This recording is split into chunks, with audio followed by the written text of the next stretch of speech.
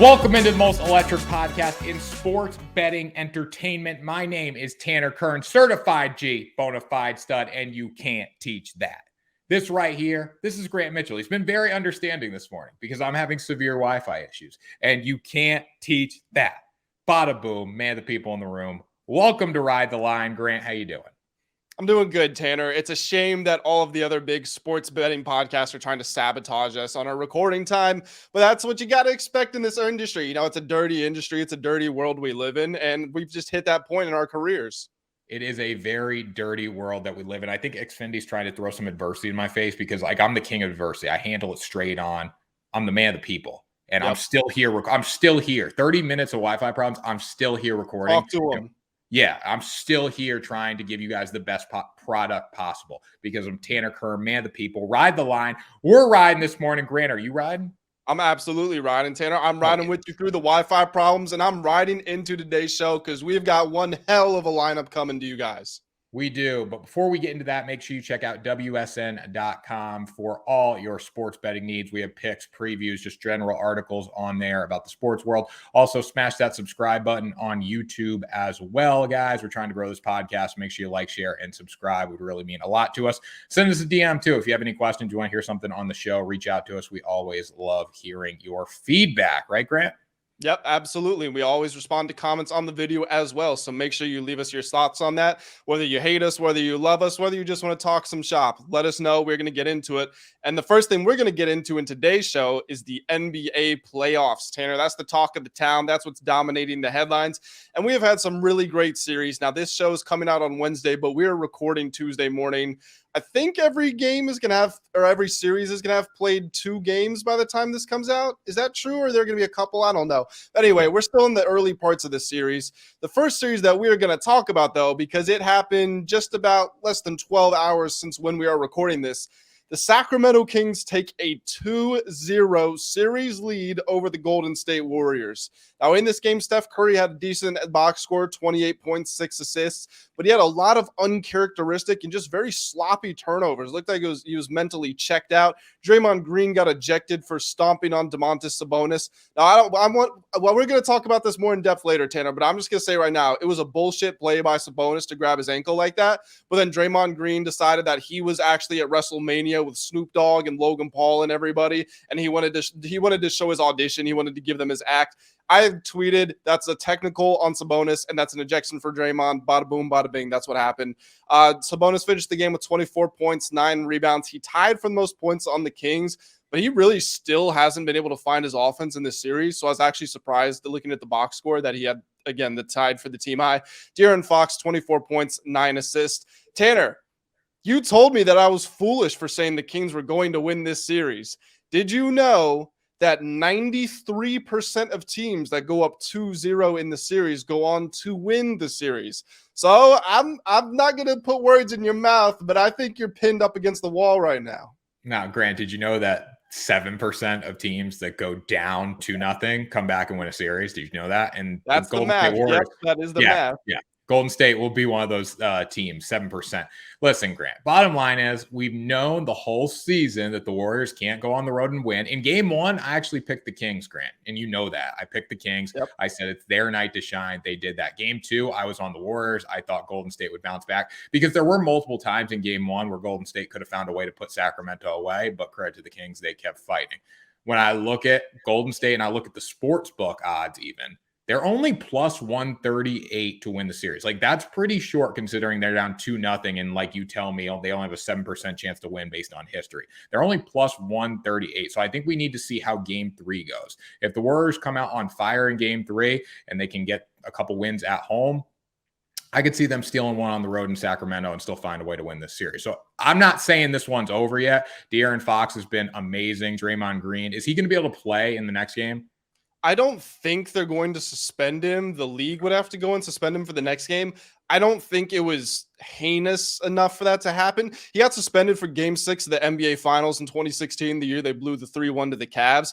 But that was because he very clearly and deliberately kicked, forget who it was, but he kicked somebody in the nuts. I mean, stomping on the ribs is pretty bad, but he was provoked into it. You know, Sabonis had his ankle and there was no damage that came from it. So I don't think they're going to suspend him, but we're going to have to see. After he was ejected, when he was like pumping up the crowd, that was awesome. Like that was sick. But that's the kind of thing too. Like, Draymond's in the locker room, like, Sabonis grabbed my ankle. Let's whoop their ass tonight. Coming back to Golden State. Like, when this game does come back to Golden State, I'm curious who you're on in that one. I'm going to be on the Warriors. I think they sweep at home, and then we have a best of 3 game series, which should be very interesting. They're going to have to go on the road and win. But again, it was just very uncharacteristic of them last night. Like you said, Curry was good, 28.6 assists, but he just did some things that weren't really Steph Curry-like, and hopefully they can shut down De'Aaron Fox a little bit. Well, Tanner, this is the problem that I'm having with the Warriors because, yeah, you're right. There's a saying in sports that a series doesn't start until the home team loses, right? That's just how it goes. That can hold true, and so quote unquote the series will never start, but the Kings are going to win. The Warriors, I've brought it up, and I'll add to it now that we have new information to update it with. They are 2-22 on the road against teams that are 500 or better. So if you're saying, can they go on the road and can they steal a game? Why would they be able to? What have they shown us that's going to allow them to do that? And flipping it on its head, this is an amazing stat, by the way. There are only 2 playoff teams in the Western Conference that had winning records on the road. One of them was the Clippers, the 5 seed, who were 21-20. The Kings were 24-17. So they are far, far and away the best road team in the Western Conference.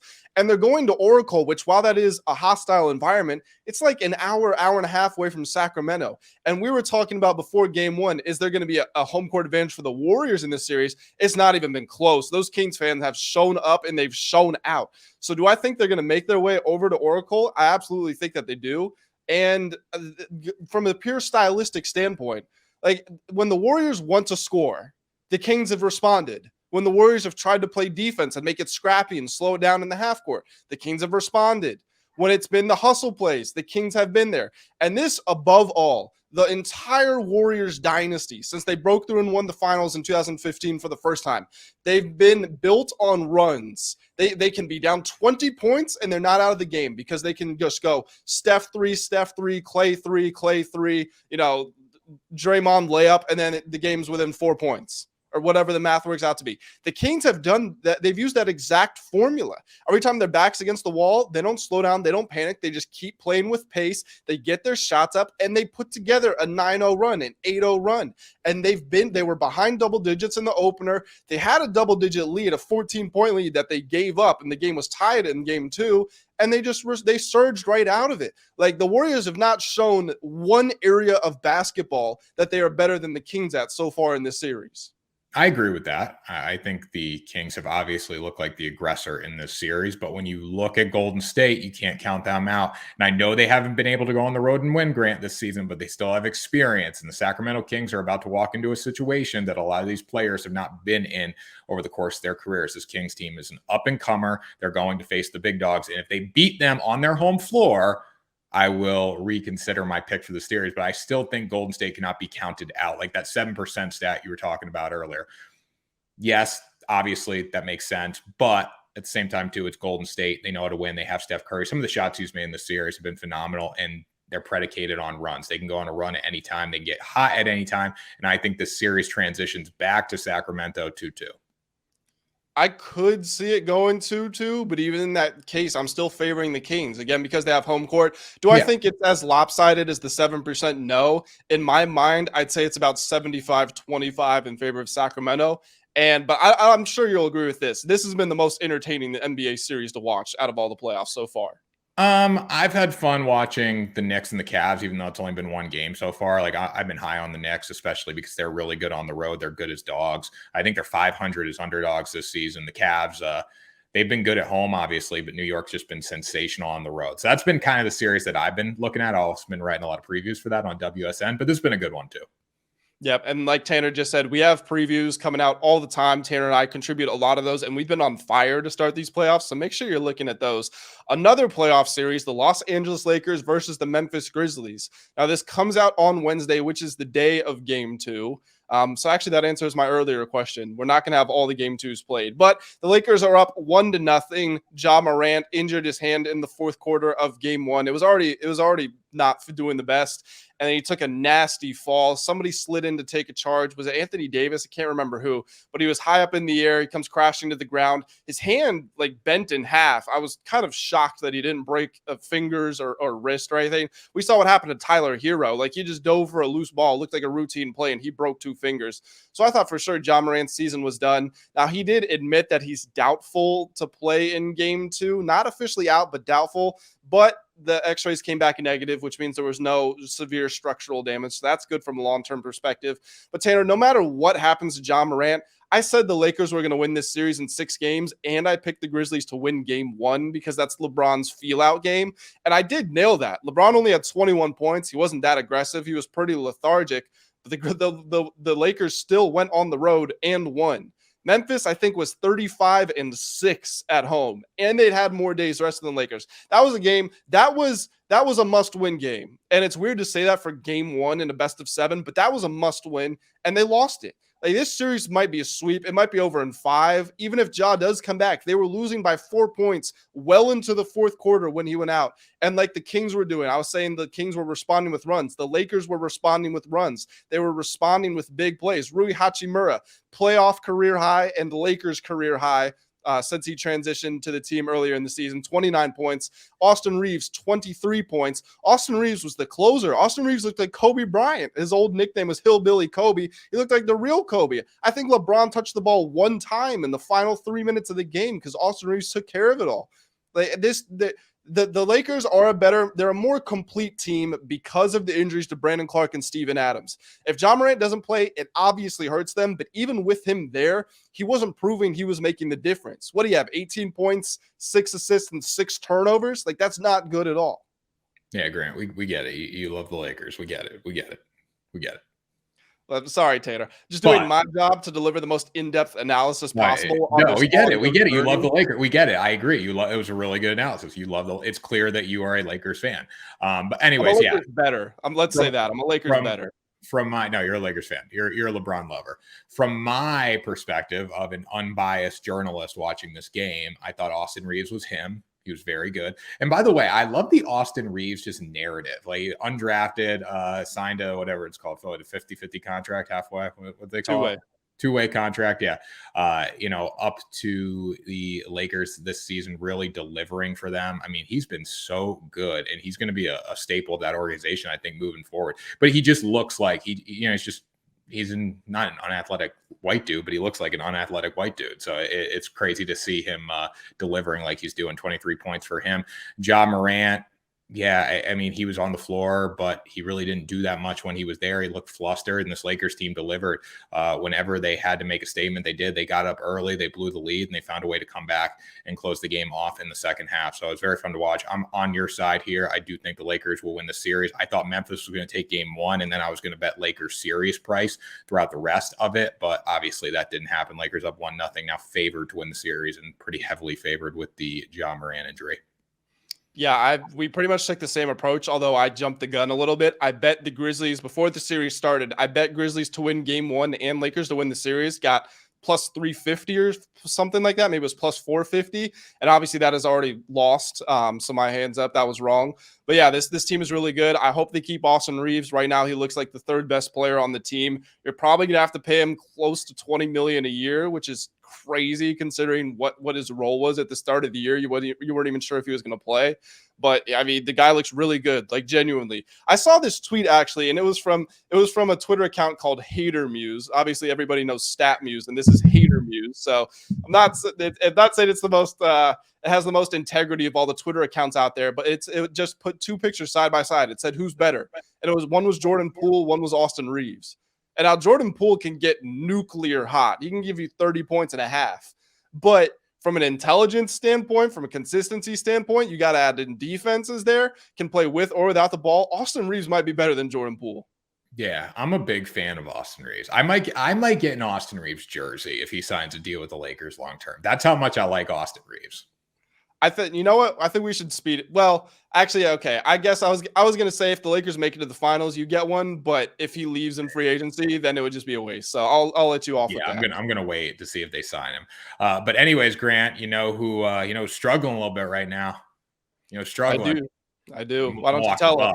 Milwaukee Bucks are struggling, Grant. Not like the Celtics. The Celtics took care of business in game one, but the Milwaukee Bucks lost game one to the Heat. Giannis had a lower back injury in the first quarter. It was interesting because I was working Twitter, funny story here, for DraftKings that night. And literally there was like golf going on too. It was Sunday. So I'm like posting golf stuff, and the entire reply section was just like, F you, void Giannis, this shit's rigged, void Giannis. Void Giannis was the number one trending thing on Twitter on Sunday night. No way. Yeah, it was the number one trending thing on Twitter. And DraftKings was the only like company or sportsbook who refunded it. And it's like, there ain't no refunds in Vegas. Like I'm not a big fan of the refunds. I know it's going to help. It's helped me sometimes, but there's no refunding in Vegas. Like you bet player props, because as soon as this happened, then Tyler Hero breaks his hand. When did that happen? Second quarter? Second quarter. Yep. Tyler Hero breaks his hand. So now everyone wants a Tyler Hero refund. And then even in the Memphis game, Ja Morant got hurt with 5-6 minutes to go in the fourth quarter. Yep. They wanted Ja voided too. Like he played the whole damn game. Like it's just creating a bad culture, I think, these voids. But yeah, it was the number one trending thing on Twitter. Anyways, back to the Bucks. They're screwed, Grant. They're screwed because Jimmy Butler is locked in. Jimmy Butler is locked in, and he looked like poop and pee-pee in the play-in game. So it's good to see that he has actually shown up now. What do you have? 35 points, 11 assists. That is playoff Jimmy Butler. Like hands down, that is who we expect to show up. But I don't want to say this series is over by any stretch of the imagination, because Giannis, he avoided any structural damage. The MRI came back clean. Mike Budenholzer said yesterday or 2 days ago when you're hearing this podcast that he was optimistic about Giannis. He thinks he's going to come back soon, maybe for game 2, maybe game 3. We're going to have to see, obviously. Chris Middleton scored 33 points, had 9 rebounds. I think that's huge, whether or not Giannis plays, because you were worried about him because he's been getting better and amping up ever since he came back from injury, but he hasn't been his usual Chris Middleton self. So for him to have that kind of performance in game 1 of the playoffs when he got injured at the start of the playoffs last year, I think that was pretty big for this team. Now, the Heat did look like a really coherent team, so props to them. They absolutely deserve to win that game, whether, irrespective of if Giannis was available or not. But the Heat struggles so much to hit 3-point shots. And now they just lost their best frequent shooter. The guy, of the guys who play the major minutes, this is their best shooter. Max Strus might be better from a statistical standpoint, but Tyler Hero, we know he has more volume. He's in the game a lot more. And now you're going to have to go to your bench to Duncan Robinson or to some of these guys that you just haven't played all season, that you don't have trust in, and they're coming in cold. Like it's in some ways, obviously Giannis is much better than Tyler Hero. Not at all trying to compare the two of them like that. But if you say we have one glaring weakness, which is we can't shoot the ball, and we have really one shooter that we can count on, and he's not playing for the whole series, that's a huge loss. I think the Bucks are almost, if you look at that Giannis trade or the Giannis injury versus the Hero injury, I think the Bucks are almost in the better spot moving forward. Yeah, I agree with that. I think the Bucks have more pieces around to survive without Giannis, even though they don't want to do that. Like they're still a reputable team without Giannis in the lineup. The Heat aren't good, so I don't think this is anything really to be concerned about for the Bucks. I would love to see the Bucks lose this series, but it's not anything to be concerned about when you're looking at the Miami Heat, because they're just simply not a good team. They don't play well inside. Opponents are shooting a crazy percentage within 5 feet from the 3-point line. I mean, they don't have a lot of guys that can knock down shots, even with Tyler Hero. Jimmy Butler's playing really well, but he can get 35 points out of him again moving forward. So that's something to look at. This Heat team just has not impressed me all season. They really haven't impressed in the advanced analytics either. And I think the Bucks will still cruise to victory. They should not feel the need to play Giannis in game 2. But if they do lose 2 games at home, that could be tough for them. But I still think they're going to be able to recover. They're a much better team. Yeah, I do too. And of course, you got to remember Giannis. Now, it wasn't a back injury. It was a leg injury, but he got injured in the conference finals. I think it was the year that they ended up winning the NBA finals. And when he came back, he was just dominant. He obviously had that 50-point, 14-rebound closeout game in the NBA finals. So he's proven he can bounce back from injuries. So we're just going to have to see how that develops. Some other series here, we're going to go down the line real quick, and then we're going to talk about one a little more in depth. But the 76ers lead the Nets 2-0. Tanner, I'd bet this as a Sixers sweep 4-0 before the series started. Feeling pretty good about that. The Nuggets blow out the Timberwolves in game 1. They're up 1-0. I think they won 109-80. Mike Conley. Yeah, this series is over. I also bet this series. I bet this. What I bet for this one? I bet the Nuggets to win Game 1 and to win the series as a future. I think I play some pretty sharp futures. I'm not gonna lie. Karl Anthony Towns, Rudy Gobert, and Mike Conley combined for 27 points. You would expect that from one of them. So for the three of them to give you that, not good.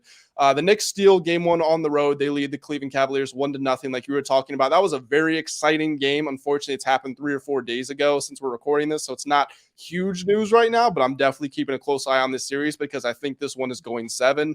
And the Boston Celtics thump the Atlanta Hawks. They go up 1-0. They led by 30 at halftime. Now they lost the second half by 17 points. And I think Atlanta learned some things in that second half they're going to take into Game 2. But I also think the Celtics had their foot off the gas. I don't think they were really trying that hard. So just going to spoil a pick. I think, what are the Celtics? They're 10.5-point favorites. I think the Hawks are going to cover, but I think the Celtics are going to go up 2-0 in that one. What do you think? You're the Boston guy. I mean, I kind of like the over in that game. I was on the over in Game 1. Now, obviously, Atlanta didn't come through, and the Celtics decided to stop scoring in the second half. So I think the Hawks could cover there. I wouldn't bet that because I am a C's fan, but I wouldn't mind the over. For that Knicks game, Knicks offensive rebounds, that was huge for them. The Cavs are actually better from the field. Donovan Mitchell was really good, but the Knicks just created so many second-chance opportunities. Julius Randle was huge.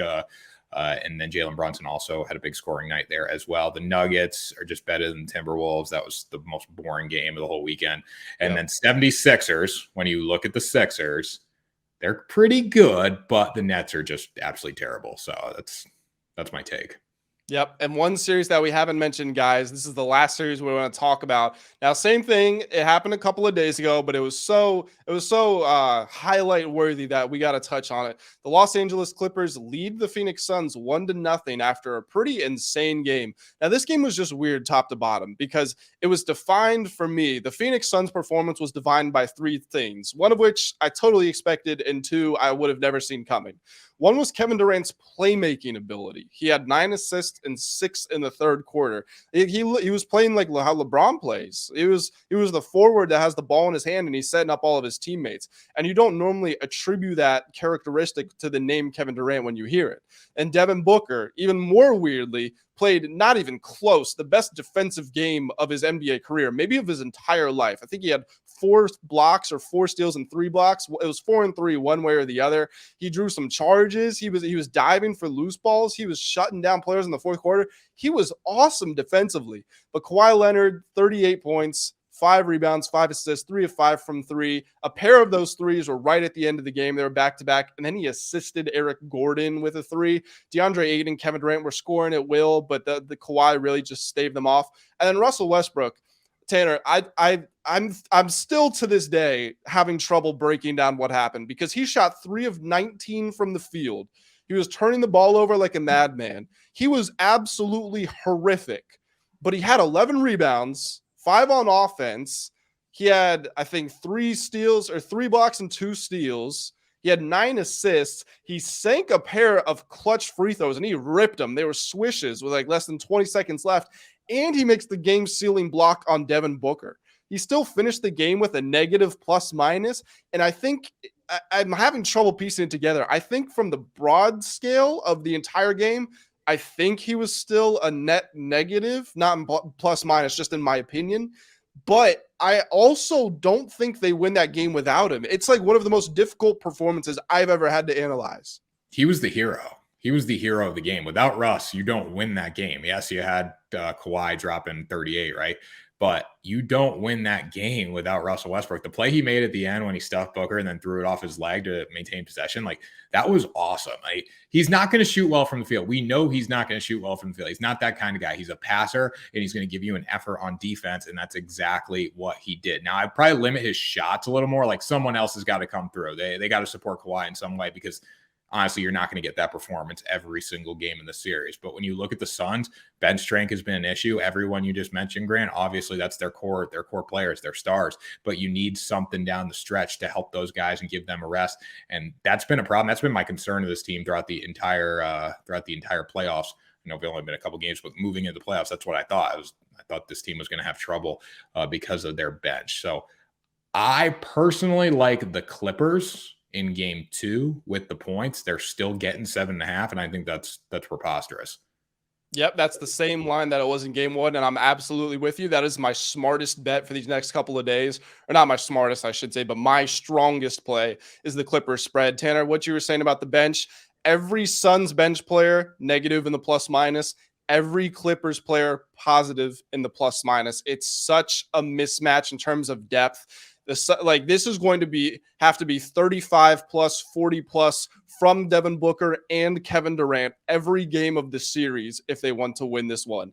And if they do, the road gets a bit easier. It's just the Clippers are a nightmare first round matchup for them. That does it for basketball though, Tanner. And now we are going to move on over to the diamond. Are you riding with some baseball here? I'm riding. I have one more thing to say too about basketball before we move on. All right, let's hear it. Literally, the Kevin Durant trade. This could have been the worst trade for every team involved when you think about it. Like not Kevin Durant, like just the entire Nets strategy, getting rid of Kevin Durant. So you sent Kevin Durant to the Suns. The Suns sold their bench to get Kevin Durant. Now they don't have a bench. You look at the Mavericks with Kyrie. They're not even in the playoffs. Like this was just the worst trade that seemed like a blockbuster trade, but it was really terrible for everyone involved. That hinges largely, obviously, on if the Suns lose this series. But if they do, I think we definitely revisit that, and I think it definitely holds validity. Thank you. All right, MLB, Tanner. Now, obviously, we're going on over to talk some baseball here, but Tanner and I, we're going to let you guys in on a little secret. We are also going to be talking some football, some NFL draft. We have a special bonus episode coming up where we are going to mock draft the NFL. Are we doing the first round? We're doing the first round, right? Yeah, just first round. We're each going to take 16 teams and rotate back and forth. We're going to do like a full draft show. We're going to get the lights and the stage and the music. So that'll be released on Monday. We'll have some highlights rolling over our picks and all that. So it's really going to be pretty interactive. So you're not going to want to miss it. And we're also going to have articles going up on the WSN website, WSN.com, after or in conjunction with that video. We're going to be analyzing the picks. We're going to talk about why we like these players. And we might even have some trades. And if we do, we're going to give our thoughts on why this team might make this certain trade. Now, we haven't talked about how we're going to work this out, if we're going to be able to trade with ourselves or teams we're representing, but it's all going to we're all going to have a plan for all of it, and it's going to be awesome. You don't want to miss it. Again, that releases Monday. Check the YouTube page, check our socials, check the website, and we will be there to deliver. But Tanner, these guys have been delivering on the baseball field. The Tampa Bay Rays, we know all about them. They went 13-0, had a chance at history, and they threw it away. Since then, they're 1-3, but guess what? That doesn't matter when you're 14-3 on the season. The Atlanta Braves are 13-4. The Milwaukee Brewers are 13-4. These teams are off to red hot starts. And I want to ask you a question here. Do you think these teams are all guaranteed to win their divisions now that they've gotten off to this, crazy start?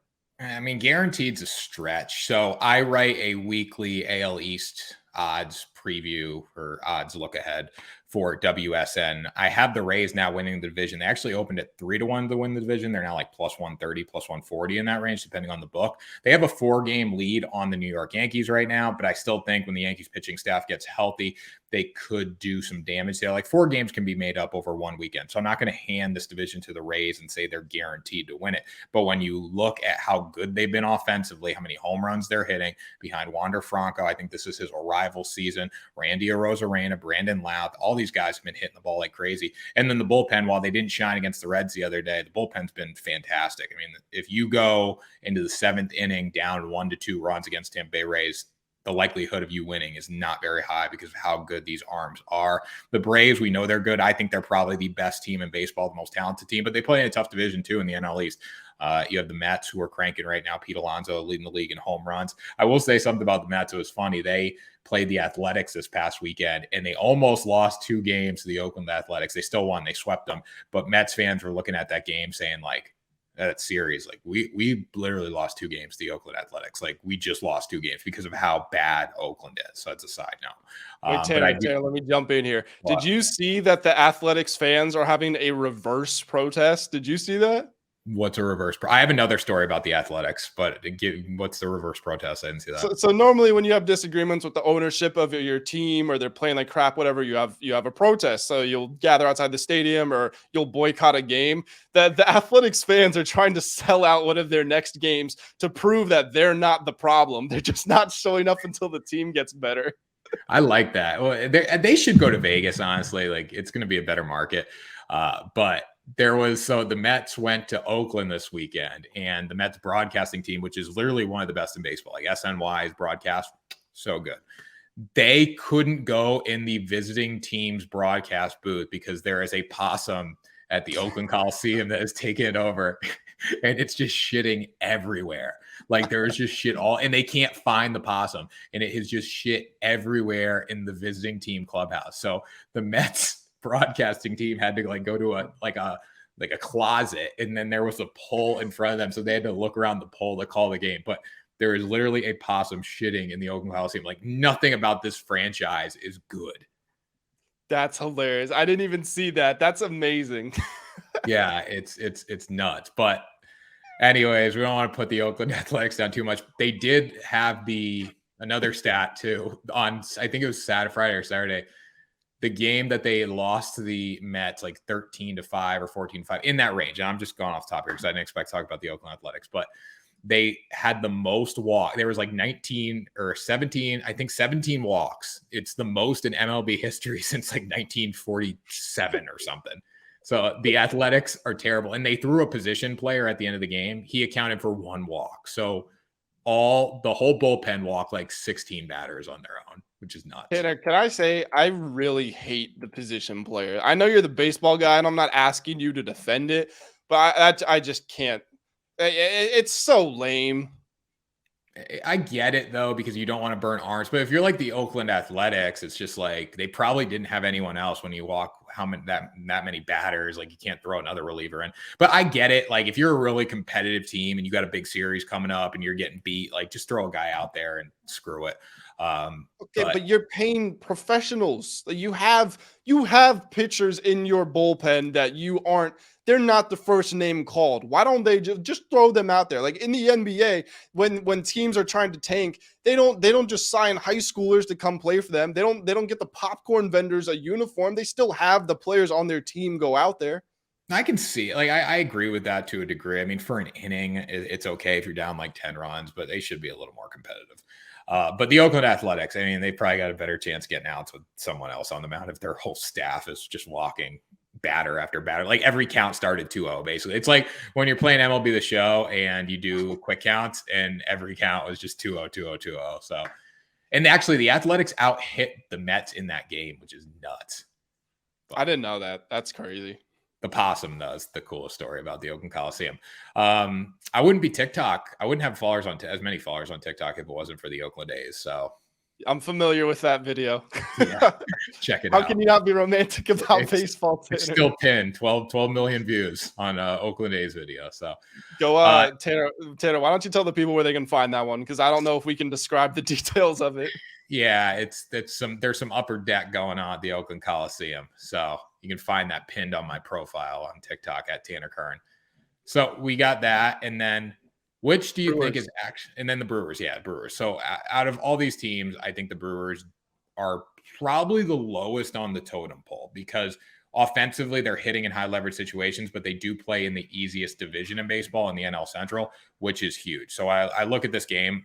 I look at this team in general. I like them, but at the same time, too, I'm kind of concerned because I just don't think the offense is there long term. But Corbin Burns is locked in, so it's going to be interesting to see what happens with this Brewers team. I think out of all these teams, they have the best chance of winning their division just because they don't play really anyone in the NL Central. It's kind of a dog war division.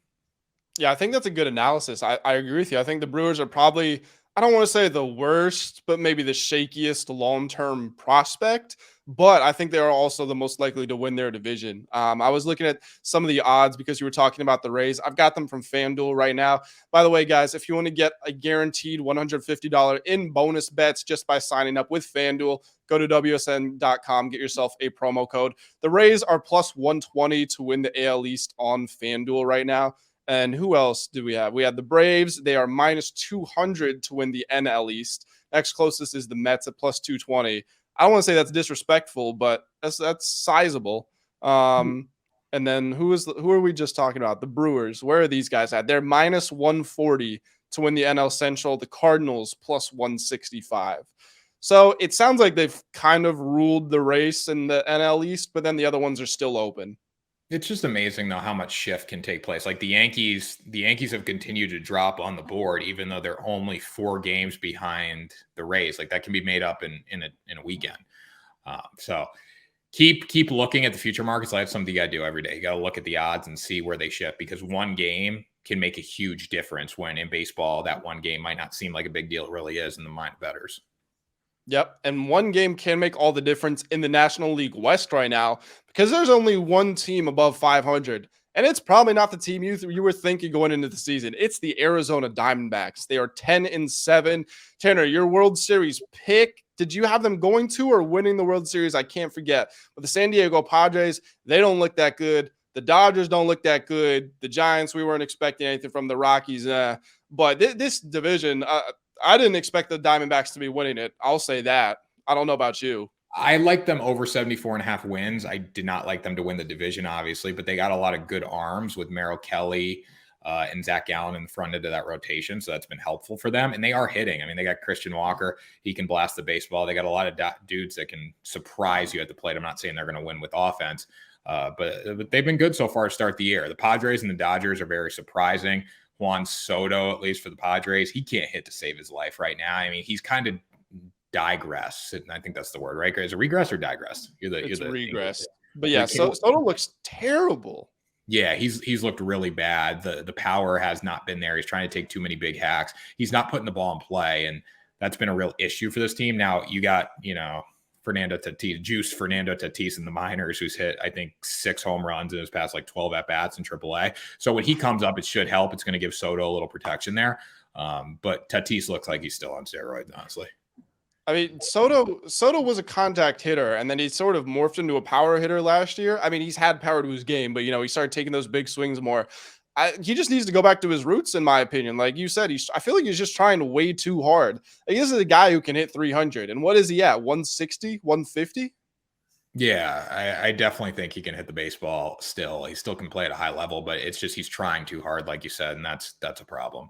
When I look at this whole team, though, I think they're still going to be fine. And the Dodgers, especially them as well, their reign's not over. It's not even close, because Los Angeles is still under. I think they're staying under the luxury tax. Don't quote me on that, but I think they're under the luxury tax. They're trying to save up cap space, not cap space because you can go over, but they're trying to save up room for Shohei Ohtani next season, which is going to be huge. So if they can get Shohei Ohtani, that would just be massive for the Dodgers. But they're still going to be a really good team this year, and they're not even spending as much money as they've done in years past. I will say they need Ohtani or someone like that, because for a team that's supposed to be sort of the face of baseball, I wouldn't necessarily say they are right now, but they have been probably over the past decade or so. But they're missing those. Like, Los Angeles is about stars. You know what I mean? And this Dodger team is really good. Like, they have very good players, but they're not as star-studded as they were in years past. So I feel like they're needing that one guy to come in and be the face that the fans can get behind, but then also just the player that can galvanize everybody and say, I can literally win this game by myself. And Shohei is that guy. Some of the other guys out there are that guy. They just need to land one of them. Hey, he lost 3 of 4 to the Boston Red Sox this weekend, though. I know not the game he pitched. He won that one. Even though the rain delay, he didn't even pitch that much. But if he pitched at all, I'm not even sure if he pitched at all. I didn't watch yesterday's game. He pitched a little bit. Yeah, so the Red Sox took 3 of 4 from the Angels. The Sox are the first place in the American League East, Grant. Because the season starts today, so they're first place in the American League East. Actually, you know what? The season started on Friday. Friday. The season started Friday, so they're 3-1 now, first place in the American League East. That was all spring training when they got swept by the Tampa Bay Rays. So they're in first place right now. Offensively, they look great. Defensively, the bullpen shut the door. Like Ryan Brazier this weekend, a guy who usually sucks, he shut the door. They all shut the door. This Red Sox bullpen was elite this weekend, and they are still hitting the ball. And I know on your notes that you put they struggle to hit the ball, Grant. These guys hit nukes. They literally hit balls to the freaking mash pike over the monster. So don't. Tanner, they're 20th in batting average. Batting at what are they in OBP, Grant? That matters too. What are they in slugging? That matters too. Let's see here. Give me 10 seconds. I bet they're much better in OPB. And look at home runs too. Look at it in OBP. They are 17th which Okay. is still, below A little better. average. A little better. And slugging is their best one. They're 13th. All right. What's home runs? Home runs, they are tied with the Brewers and the Pirates for 8th. There you go, Grant. That's all that matters right there. You know what Major League Baseball is predicated on now? Long balls. That's all. That's all people care about is home runs. I'll give you that. That is true. Yeah. But there's been one player, Rafi Devers, who's been carrying a lot of that responsibility. Like, he has 7 home runs. Adam Duvall has 4, but he's not playing. And then nobody else is above 2. Who I think, and is Enrique Hernandez the only one who has 2, or is someone else? I think he's the only one. PK has 2. Yeah. So you're like, yes, you can say that, but a lot of that is just off the exploits of Rafi Devers. Like, he is kind of single-handedly carrying that slugging and power department right now. And that's like, Devers is a phenomenal player. I'm not saying he's not, but that's not exactly sustainable when you're looking at a literal 162 game season. No, I agree with that. I mean, Devers is going to be their guy moving forward. If the Sox had pitching, they'd be a good team. Like, they're scoring a ton of runs per game. If they had good pitching, they would be solid, but they don't have good pitching. And we're going to talk about that in the next section. I got a little hot take. Got a hot take coming, Grant.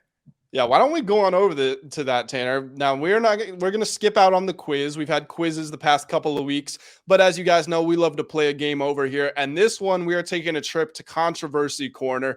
Tanner and I are going to give you about 30 to 60 seconds of hot takes that we have prepared, that we've thought of, and we're just going to go back and forth. We're not really going to criticize each other too much because we do that enough as it is. We're just going to let off some steam. We're going to get some stuff off our shoulders.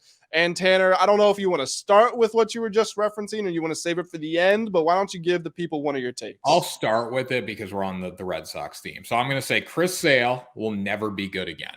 Chris Sale's era of dominance is over. Not that it's been in effect for the past 3 years because he gets hurt riding a bicycle, but Chris Sale will never be good again. Here's why. For his whole career, he was so good. There was so much movement on the ball that he was able just to throw it all over the zone. He's never really had great location, but now he needs to locate because he doesn't have that same movement on the baseball. He's still hitting 95. Like, he can still get it up there, but he just can't throw the ball with as much movement, so he needs to locate, and I don't think he's going to be able to fix this at this point in his career. Someone asked him from the Boston media, they said, like, what's the problem, Chris? Like, what's the problem? What's the problem? And he's staying healthy right now, but he's like, I don't even know where to begin with the problem. I'm just getting blasted right now. So that's a problem if he doesn't even know what the issue is. I know what the issue is. So, Chris, you want to call me, I'll tell you. But he'll never be good again. Boston really needs pitching or they're not going to be a good baseball team. If Chris Sale is listening to this, I will admit, Tanner said Cody Bellinger, reach out to him. I can help you with your swing. And Cody's hitting over 300 this year. So maybe Tanner is a little bit of a baseball guru that Chris Sale needs to get some advice from. Yep, definitely. All right, Grant, you're boring and just do NBA. So go for it. Yeah, I'm just going to do the thing that everybody's talking about right now. I've got a trifecta of NBA takes. I'm going to start with the one that is on the tip of everybody's tongue, which is the controversial charge rule. Wasn't exactly controversial until recently. Now, I've had these thoughts probably since about, I would say, the end of last year is when it first started creeping into my mind. Not saying I'm the first one to jump on that. I've heard talks about it way before that. But I think that the NBA needs to look at the charge rule. I think that they need to make some sort of amendments to it, that if a player is in an upward motion or has gathered, that you can't take a charge as a defender, or they need to move the restricted area 1 foot out to discourage players from taking charges right under the rims, because we were seeing a lot of dangerous plays. Joel Embiid was horizontal in the air, and for a 7 foot, 300-pound big man, that's just terrifying. Morant, I don't know how he didn't break his hand or wrist, but it was the same scenario. Defender slides in to take a charge. Ja potentially has the highest vertical leap in the NBA, and he's also one of the lightest players in the NBA. I think he's less than 170 pounds, and he comes crashing down, has to leave the game with an injury. And Giannis, Kevin Love is awesome. He drew 4 charges in the fourth quarter of one of the play-in games, but he slides in to take a charge on Giannis, and he ends up getting the block anyway because he was a little late to the spot. But Giannis, again, collides with him while he's in midair, goes spinning to the floor, and leaves the game with a lower back injury. To me, I just don't view it as a basketball play. I think you're rewarding lazy or bad defense. You're rewarding a late rotation over. Like, if you're coming from the weak side, if you're the help defender, I want to see you go up and try to contest the shot. I don't want to see you force the referees to make a whistle on something that's dangerous for the player on offense. That's my take. I think that they need to look at changes in the offseason. I know a lot of people don't fully agree with that, but look at what's going on with the NFL. They've made the game more friendly for the offense and safer for the players. I think this is one of those situations the NBA has to take by. I like it. I like it. Make the game more exciting, evolve with the times like Major League Baseball, like Cody Bellinger's doing right now. Cody Bellinger will be not an MVP ever again, but he will be a multi-time all-star before his career comes to an end. Like, baseball's better when Cody Bellinger is good, and he is good right now. The past few years, he's really struggled since his MVP season, but he can still hit the ball effectively. The walk rate's going up right now for Cody, and the strikeout rate's going down. So I think the sky's the limit this season. Coming off a 5-for-5 night, he still can have the power. We've seen the signs of it. He's playing at Wrigley with the wind blowing out. That should hopefully add a few more home runs on his tally. I do think Cody Bellinger is going to be an authority in baseball moving forward, and he's evolving with the times. He's gotten rid of the bigger leg kick. He's kind of slowing down. His approach is much better at the plate, and that's going to make the difference for Cody. Multi-time all-star coming up. He stopped swinging that cricket bat. He's actually he's getting a good angle on the bat now. So yeah, he's definitely been playing better. Like I said, credit to you for giving him those swing lessons. I won't ask you for the secret formula, but just know I've seen you putting in those hours with him in the offseason. My second hot take, the Los Angeles Clippers are going to beat the Phoenix Suns. I said my strongest play of the next couple of days was for the Clippers on the spread, but I am also personally going to be betting them on the money line. Now, I do think the smart bet, if I had to give you advice, my strongest play, like I said, it's Clippers spread. I think the money line is a risk. But if the Clippers win this game and they go back to Los Angeles to up 2-0, it's over. Chris Paul had to play 38 minutes in game one. He's almost as old as LeBron James, and LeBron's 38, year 20, all that jazz.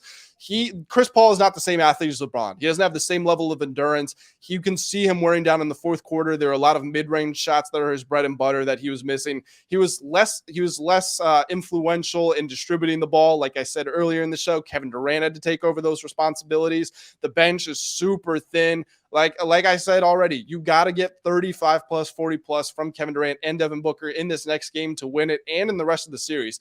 I know Kawhi Leonard is under a ton of pressure without Paul George to score the ball, but he's shooting the ball at nearly 47% in 2023. We're in the fourth month.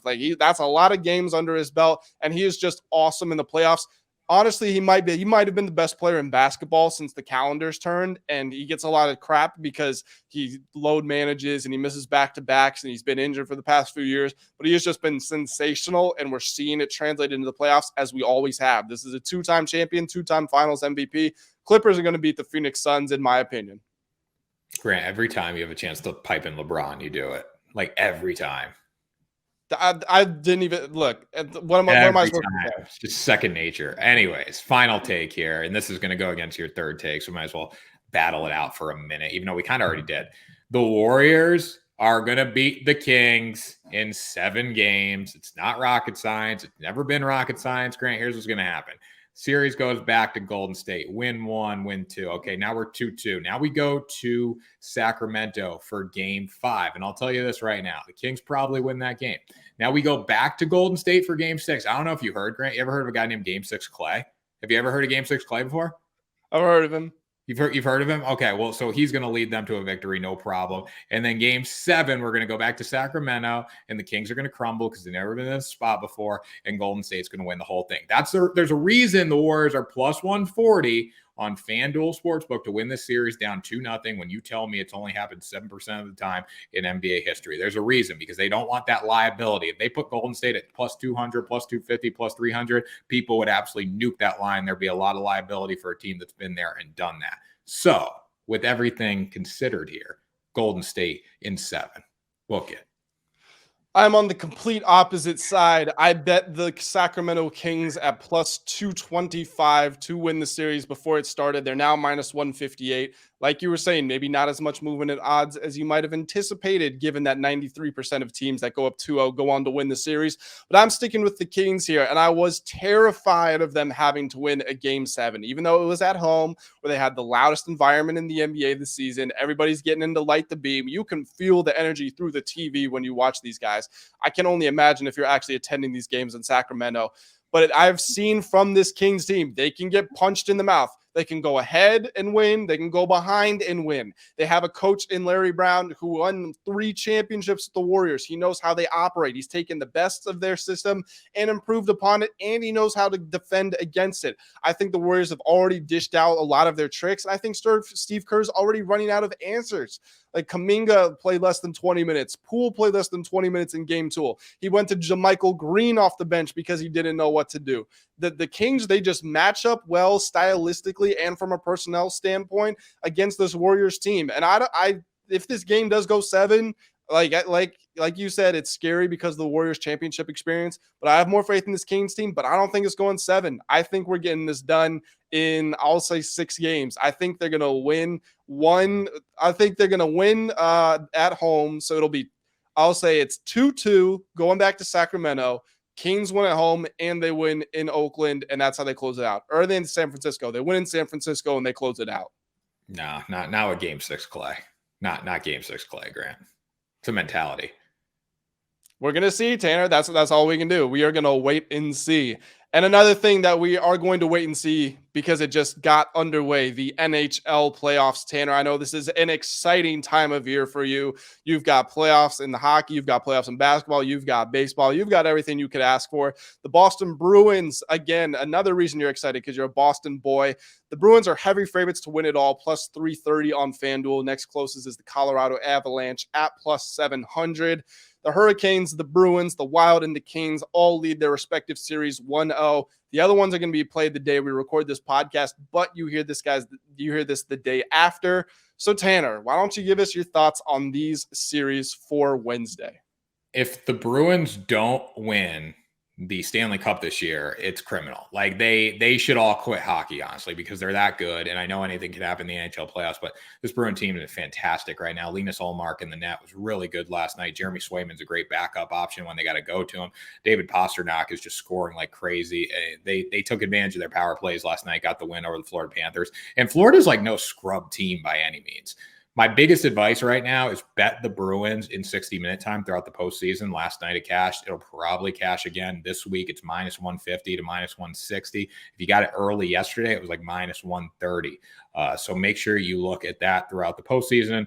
Hurricanes, Bruins, Wild, and Kings, as you said, they're all up 1-0. We got to see what happens on the other side of the bracket tonight. But if we're looking at a Wednesday, I got 2 plays for you, Grant. You ready for this? 2 plays. I'm ready. Let's hear them. Bruins in regular time. If it's not broke, don't fix it. And then I also like the Kings and the Oilers over 6.5. Obviously, that game got over last night in overtime.